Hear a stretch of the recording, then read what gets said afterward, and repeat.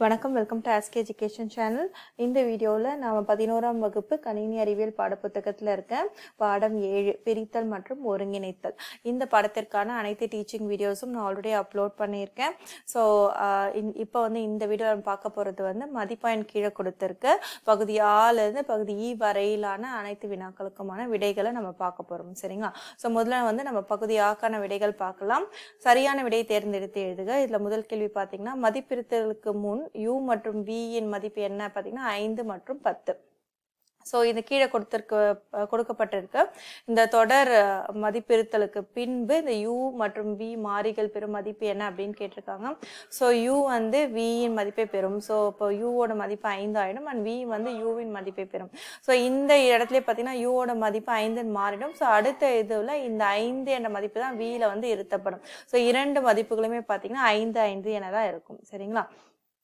அடுத்தது இரண்டாவது கேள்வி, மதிப்பிருத்தலுக்கு பிறகு வரிசை எண் 3க்கான கீழ்கண்ட எந்த பண்பு கூறு மெய் அப்படின்னு கேட்டிருக்காங்க. ஸோ முதல் பண்பு நிலை என்ன பார்த்தீங்கன்னா INJ தொடக்க நிலை 0 கொடுத்துருக்காங்க. ஸோ I I+1 எனவும் J J-1 எனவும் இந்த மதிப்பிருத்தல் கூற்றுகள் இயக்கப்படும். இதன் பிறகு எந்த கூற்று உண்மையாக இருக்கும் அப்படின்னு பார்த்தீங்கன்னா, இப்போ இரண்டுமே 0 இல்லையா? ஸோ I+1 என்பது I-ஓட மதிப்பு 1 எனவும் J J-1. ஸோ J-ஓட மதிப்பு -1 எனவும் இருக்கும். ஸோ 1 -1 நமக்கு என்ன வரும்? 0 தான் வரும் இல்லையா? ஸோ அதுதான் இதற்கான விடையா இருக்கும். ஸோ I+J = 0 இதுதான் இந்த பண்பு கூறாக இருக்கும். ஓகேவா?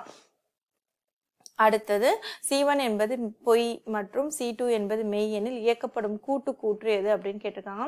ஸோ இது இஃப் கூற்று இல்லையா? ஸோ இஃப் கூற்றுல C1 என்பது பொய் அப்படின்னு கொடுத்துருக்காங்க. ஸோ இது பொய் எனில் கட்டுப்பாடு எங்கே வரும்னா எல்ஸ் பகுதிக்கு வந்துடும். ஸோ எல்ஸ் பகுதியில் என்ன இருக்கு பாருங்க, C2 இருக்கு.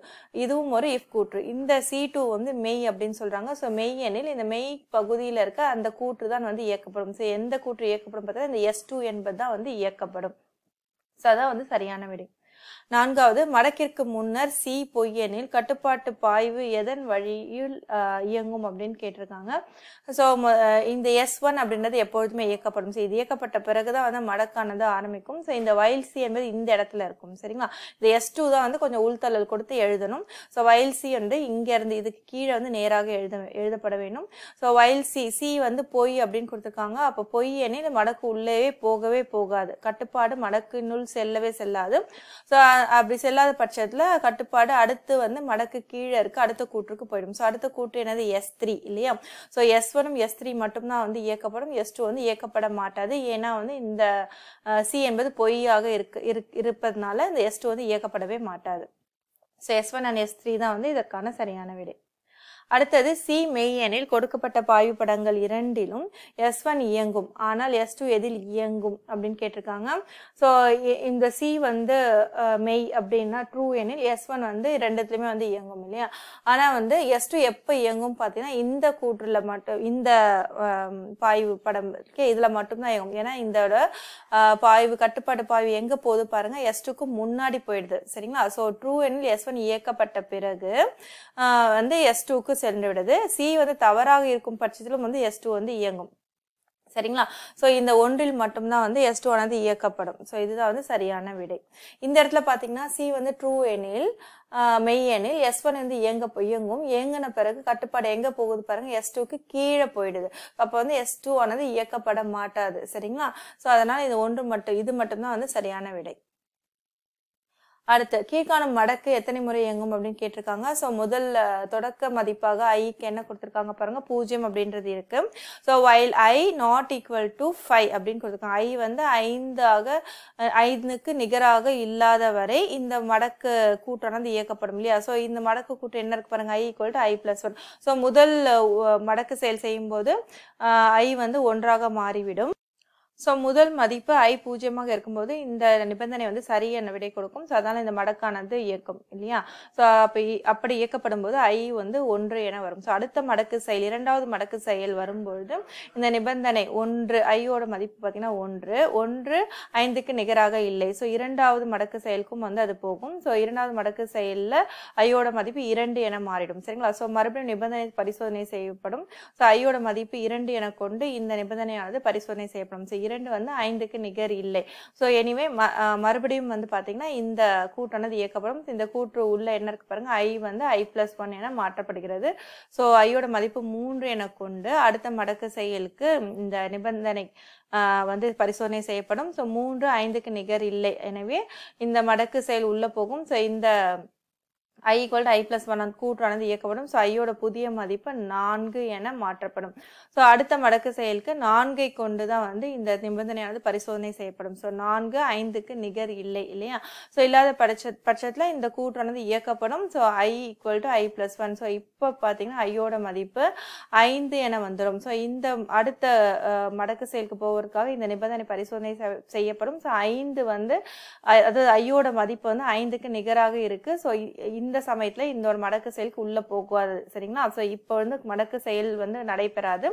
அதுக்கு முந்தின தடவை எத்தனை தடவை நடைபெற்றிருக்கு பாருங்க, 0 1 2 3 4 என ஐயோட மதிப்புகள் இருக்கும் பொழுது இந்த மடக்கானது நடைபெற்றது. ஸோ மொத்தம் 5 முறை இந்த மடக்கானது இயங்கும். சரிங்களா? அடுத்த பகுதி ஆக்கான விடைகள் பார்க்கலாம். முதல் கேள்வி, ஒரு நிபந்தனை மற்றும் கூற்று வேறுபடுத்துக அப்படின்னு கேட்டிருக்காங்க. ஸோ ஒரு நிபந்தனை அப்படின்னா என்ன பார்த்தீங்கன்னா, ஒரு நிலையை வந்து சோதிப்பதற்கான ஒரு சொற்றொடர் தான் வந்து நிபந்தனை அப்படின்னு சொல்லுவோம். ஸோ இதை மாறிகளின் மதிப்பை கொண்டு தான் வந்து ஒரு நிலையை வந்து நம்ம பரிசோதனை செய்வோம். சரிங்களா? அடுத்தது ஸ்டேட்மெண்ட்ஸ். அதாவது கூற்று என்றால் என்னன்னா, ஒரு கணிப்பொறியில் ஒரு பணியை செய்வதற்காக கொடுக்கப்படும் கட்டளைகளை தான் வந்து நம்ம வந்து கூற்று அப்படின்னு நம்ம சொல்லுவோம். ஸோ இதுதான் வந்து இதற்கான விடை. இரண்டாவது, நிபந்தனை கூற்றுக்கு ஒரு பாய்வு படம் வரைகன்னு கேட்டிருக்காங்க. ஸோ உங்க புத்தகத்திலே இருக்குங்க. இதுதான் வந்து நிபந்தனை கூற்று. சரிங்களா? ஸோ சி வந்து சரி என்ற பட்சத்தில் எஸ் என்ற கூற்றானது இயக்கப்படும். சி வந்து பொய் எனில் எந்த ஒரு இயக்கமும் வந்து நடைபெறாது. சரிங்களா? ஸோ இதுதான் வந்து நிபந்தனை கூற்றுக்கான பாய்வு படம். அடுத்தது மூன்றாவது, நிபந்தனை கூற்று மற்றும் சுழற்சி கூற்று இரண்டுமே ஒரு நிபந்தனை மற்றும் செயல்பாடு கூற்றை பெற்றிருக்கிறது எனில் அவை எவ்வாறு வேறுபடுகிறது அப்படின்னு கேட்டிருக்காங்க. ஸோ நிபந்தனை கூற்றுல பார்த்தீங்கன்னா அந்த மாறியின் மதிப்பு வந்து மெய்யாக இருந்தால் மட்டுமே வந்து நிபந்தனை கூற்று வந்து இயக்கப்படும். இல்லையேல் எதுவுமே இயக்கப்பட மாட்டாது. ஸோ அதுதான் வந்து நம்ம முன்னாடி பாய்வு படத்துலையுமே பார்த்தோம். சரிங்களா? ஆனால் மடக்குல வந்து ஒரு நிபந்தனை வந்து பரிசோதனை செய்யப்படும் போது என்ன ஆகும்னா, அந்த மாறியின் மதிப்பு மெய் என இருக்கும் வரை அந்த சுழற்சி கூற்று வந்து இயக்கப்பட்டு கொண்டே இருக்கும். ஒரு கட்டத்துல அந்த நிபந்தனை தவறு என வரும்பொழுது தான் வந்து அந்த சுழற்சியில இருந்து அந்த கட்டுப்பாடு வெளியில வரும். சரிங்களா? அதுவரை அது வந்து மீண்டும் மீண்டும் வந்து அந்த கூற்றுகளை வந்து செயல்படுத்தி கொண்டிருக்கும். ஸோ அதுதான் வந்து இது இரண்டுக்கான வேறுபாடு. அடுத்து நான்காவது கேள்விக்கான விடை பார்க்கலாம். ஒரு நெறிமுறைக்கும் நிரலுக்கும் உள்ள வேறுபாடு என்ன அப்படின்னு கேட்டிருக்காங்க.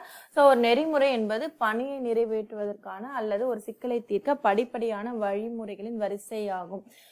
ஸோ இந்த கேள்விக்கான விடை பார்த்தீங்கன்னா உங்க புத்தகத்தில் இந்த பாடத்தில் இல்லை, இதுக்கு முந்தின பாடத்தில் தான் வந்து இதற்கான விடை இருக்குது. ஸோ அதை தான் வந்து எடுத்து கொடுத்துருக்கேன். இதை வந்து நீங்கள் உங்கள் நோட்டில் வந்து எழுதிக்கிட்டு படிச்சுக்கோங்க. சரிங்களா? ஸோ நம்ம நெறிமுறைனா என்ன ஏற்கனவே பார்த்தோம் இல்லையா? ஒரு சிக்கலை தீர்ப்பதற்கு நம்ம வந்து படிப்படியான வழிமுறைகளை எழுதும், அந்த வரிசைப்படி எழுதும். அந்த வரிசைப்படி அது இயக்கப்படும் போது தான் வந்து அந்த சிக்கலை தீர்ப்பதற்கான தீர்வு வந்து நமக்கு கிடைக்கும். சரிங்களா? இதே நெறிமுறையை நம்ம வந்து ஒரு கணிப்பொருள் இயங்குவதற்காக ஒரு நிரலாக்க மொழியில எழுதும் போது அது வந்து நம்ம நிரல் அப்படின்னு சொல்றோம்.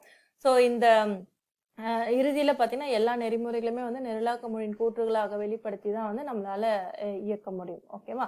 ஸோ இதுதான் வந்து இரண்டுத்துக்கான வேறுபாடு. ஸோ இதை நோட் பண்ணி நீங்க படிச்சுக்கோங்க. அடுத்தது ஐந்தாவது, செயற்கூறு அருவமாக்கம் என்றால் என்ன அப்படின்னு கேட்டிருக்காங்க. ஸோ ஒரு செயற்கூறு என்பது ஒரு துணை நிரல் அப்படின்றது நமக்கு தெரியும். ஸோ துணை நிரலை நம்ம எப்படி குறிப்பிடுவோம் அப்படின்னா, அதோட உள்ளீடு என்ன அண்ட் அது நம்ம அதுக்கு உள்ளீடு கொடுக்கும்போது எந்த வகையான வெளியீடை வந்து நமக்கு திருப்பி தரும் என்பது மட்டும்தான் வந்து நம்ம அறிந்திருக்க வேண்டும் இல்லையா? அந்த செயற்கூறு வந்து என்ன செய்யும் என்பதை அறிந்திருந்தால் மட்டும் போதுமானது. அந்த செயற்கூறு எவ்வாறு செயல்படுகிறது என்பதை நாம் அறிந்திருக்க வேண்டிய அவசியம் இல்லை. ஸோ இதுதான் வந்து நம்ம அருவமாக்கம் அப்படின்றது சொல்லியிருக்காங்க. ஓகே. அடுத்தது, ஒரு கூற்று எவ்வாறு மெருகேற்றப்படுகிறது அப்படின்னு கேட்டிருக்காங்க. ஸோ உயர்நிலையில இருக்க ஒரு கூற்றை வந்து நம்ம என்ன சொல்லணும்னா, அடுத்த நிலையில வந்து நம்ம விரிவாக்கம் செய்யறோம். ஸோ விரிவாக்கம் செய்யும்போது என்ன பண்ணோம், அதோட விவர குறிப்பை வந்து நம்ம வந்து அதிகரிக்கிறோம். அதாவது அதிக தகவல்களை கொடுத்து கொண்டே வந்து அதை விரிவாக்கம் செய்யறோம். ஸோ அவ்வாறு செய்யும் போது அந்த கூற்றானது மெருகேற்றப்படுகிறது. ஸோ இதற்கான விளக்கம் எல்லாமே வந்து நான் டீச்சிங் வீடியோல வந்து கொடுத்துருக்கேன். ஸோ இப்போ வந்து நீங்க பதில் மட்டும் என்ன, விடை மட்டும் என்ன அப்படின்றத குறிச்சு படிச்சுக்கோங்க. ஓகேவா? அடுத்தது பகுதி ஈக்கான விடைகள் பார்க்கலாம். முதல் கேள்வி, கொடுக்கப்பட்டுள்ள 2 பாய்வு படங்களுக்கும் போலி குறிமுறை எழுதுக அப்படின்னு கேட்டிருக்காங்க. ஸோ முதல் படம் வந்து இதுதான். ஸோ இந்த படத்துல பாத்தீங்கன்னா இது நிபந்தனை கூற்று இல்லையா? ஸோ இந்த நிபந்தனை சரி எனில் S1 வந்து இயக்கப்படும், நிபந்தனை தவறு எனில் வந்து அடுத்த கூற்றுக்கு இந்த இயக்கமானது சென்றுவிடும். சரிங்களா? ஸோ இந்த சரி எனில் நிபந்தனை சரி எனில் S1 இயக்கப்பட்டு அடுத்த கூற்றுக்கு செல்லும், தவறு எனில் நேரடியாக அடுத்த கூற்றுக்கு சென்றுவிடும். ஸோ அதனால இந்த இடத்துல வந்து தவறு எனில் ஒன்றும் வேறு எந்த இதுவும் வந்து இயக்கப்பட மாட்டாது. சரிங்களா? ஸோ அதனால இஃப் சி S1 தவறு எனில் அடுத்த கூற்றுக்கு போயிடும், ஸோ S2க்கு போயிடும். சரி எனில் S1 இயக்கப்பட்ட பிறகு S2 ஆனது இயக்கப்படும். ஸோ இதுதான் வந்து முதல் இதுக்கான போலி குறிமுறை. இந்த பாய்வு படத்துல பாத்தீங்கன்னா வந்து சி நிபந்தனை சரி எனில் மெய் எனில் S1 இயக்கப்படும், தவறு எனில் S2 இயக்கப்படும். சரிங்களா? ஸோ இதுதான் வந்து இதற்கான போலி குறிமுறை பாத்தீங்கன்னா if C S1 else S2. So இது ரெண்டுத்துக்குமான வேறுபாடை பார்த்துக்கோங்க. பாய்வு படம் பார்க்கும்போது உங்களுக்கு அதற்கான வேறுபாடும் வந்து புரிஞ்சிடும். அடுத்தது, கொடுக்கப்பட்டுள்ள நெறிமுறை வரிசை எண் 2ல் சி பொய் எனில் அதன் கட்டுப்பாடு பாய்வை காண்க அப்படின்னு கேட்டிருக்காங்க. ஸோ முதல் கூற்று S1 இல்லையா? ஸோ இது வந்து இயக்கப்படும். ஸோ S1 வந்து எப்பொழுதுமே இயக்கப்படும். அண்ட் அடுத்து என்ன சொல்லியிருக்காங்க, 2ல வந்து சி இஸ் ஃபால்ஸ் அப்படின்னு கொடுத்துருக்காங்க. அது சி வந்து பொய்ன்னு கொடுத்துருக்காங்க. ஸோ அந்த இஃப் கூற்றுல பொய் எனில் நம்ம கட்டுப்பாடு எங்க போகும் நம்ம படிச்சிருக்கோம், எல்ஸ் பகுதிக்கு போயிடும் இல்லையா? ஸோ எல்ஸ் பகுதியில என்ன கூற்று இருக்கு பாருங்க, S3 என்பது இருக்கு. ஸோ S1க்கு அடுத்து S3 ஆனது இயக்கப்படும். அண்ட் இஃப் எல்ஸ் கூற்றை தொடர்ந்து எந்த கூற்று இருக்கோ அந்த கூற்றுகள் வந்து தொடர்ந்து இயக்கப்படும். ஸோ S1 S3 அண்ட் இதை தொடர்ந்து இருக்க மற்ற கூற்றுகள் இயக்கப்படும் போது இந்த இடத்துல S4 தான் இருக்கு. ஸோ S1 S3 S4 என்பதுதான் வந்து இந்த கட்டுப்பாட்டு பாய்வின் வரிசை முறை. சரிங்களா? அடுத்தது, கேஸ் பகுப்பாய்வு என்றால் என்ன அப்படின்னு கேட்டிருக்காங்க. ஸோ கேஸ் பகுப்பாய்வும் இதற்கான விளக்கம் வந்து நான் ஏற்கனவே டீச்சிங் வீடியோவில் கொடுத்துருக்கேன். ஸோ இதற்கான விடையா வந்து நீங்க வந்து இங்க இருந்து இது வரைக்கும் எழுதணும். சரிங்களா? ஸோ ஒரு கேஸ் எழுதி இதுல வந்து ஒரு கேஸும் வந்து நிபந்தனையும் சரி எனில் அந்த நிபந்தனைக்கு கீழே இருக்க கூற்றுகளானது மட்டுமே வந்து இயக்கப்படும். ஓகேவா? ஸோ அது இதற்கான விளக்கத்தை வந்து நீங்க டீச்சிங் வீடியோல பார்த்துக்கோங்க. அடுத்தது, தேர்ந்தெடுப்பு கூற்றுகளை பயன்படுத்தி 3 கேஸ் பகுப்பாய்வுக்கு பாய்வு படம் ஒன்றை வரைக அப்படின்னு கேட்டிருக்காங்க. ஸோ இதுதான் வந்து அதற்கான பாய்வு படம். சரிங்களா? ஸோ 3 கேஸ் வந்து எழுத சொல்லியிருக்காங்க. So C1 C2 C3. So C1 சரி எனில் நமக்கு S1 வந்து இயக்கப்படும், C2 சரி எனில் S2 இயக்கப்படும், C3 சரி எனில் S3 ஆனது இயக்கப்படும். ஸோ இந்த கண்டிஷன்ஸ் எல்லாமே தவறாக இருக்க பட்சத்துல S4 ஆனது இயக்கப்படும். சரிங்களா? ஸோ இதுதான் வந்து இதற்கான பாய்வு படம். ஸோ இதை உங்க நோட்ல வரைஞ்சி படிச்சுக்கோங்க. அடுத்தது, ஒரு எண்ணை கொடுக்கப்பட்டுள்ள 2 வேறுபட்ட வழிகளை இரட்டிப்பாகும் செயற்கூறு ஒன்றை எழுதுக அப்படின்னு கேட்டிருக்காங்க. ஸோ முதல் வழி பார்த்தீங்கன்னா n+n என அந்த எண்ணை வந்து இரட்டிப்பாக்கணும். ஸோ அதற்கான செயற்கூறு இதுதான். ஸோ $1 அப்படின்றது இருக்கு. ஸோ இது பெயர், செயற்கூறின் பெயர் வந்து $1. இதோட உள்ளீடு பார்த்தீங்கன்னா n என்பது உள்ளீடு. சரிங்களா? ஸோ இன்புட் வந்து n, வெளியீடு என்ன, நம்ம இந்த கூற்றை பயன்படுத்தி தான் வந்து வெளியீடு கொடுக்கணும். ஸோ y தான் வெளியீடு, y = n+n. சரிங்களா? ஸோ இதே இதுக்கு வந்து வேறுபட்ட ஒரு செயற்கூறு எழுதலாம். ஸோ இதுல பாத்தீங்கன்னா நம்ம 2 × n அந்த கூற்றை வந்து பயன்படுத்தணும். ஸோ இதற்கான பெயர் பாருங்க, இந்த செயற்கூறின் பெயர் $2 அண்ட் இதோட உள்ளீடு வந்து n. So input is n and output பாத்தீங்கன்னா நம்ம எந்த கூற்று பயன்படுத்திருக்கோம், 2 × n இந்த கூற்றை பயன்படுத்தி தான் வந்து இந்த செயற்கூறு வந்து நம்ம இயக்கி கொடுக்கும். ஸோ அவுட்புட் வந்து இப்படி எழுதணும். சரிங்களா? அடுத்த பகுதி ஈக்கான விடைகளை நம்ம அடுத்த வீடியோ பதிவுல பார்க்கலாம். ஸோ இந்த வீடியோல உங்களுக்கு ஏதாவது டவுட்ஸ் இருந்துச்சுன்னா கமெண்ட் செக்ஷன்ல போஸ்ட் பண்ணுங்க. அண்ட் இதற்கான தெளிவான விளக்கங்களை வந்து டீச்சிங் வீடியோஸ்ல கொடுத்துருக்கேங்க. ஸோ தயவு செய்து அந்த வீடியோஸும் பார்த்து தெளிவா படிச்சுக்கோங்க இந்த பாடத்தை. சரிங்களா? தேங்க்யூ ஃபார் வாட்சிங் திஸ் வீடியோ.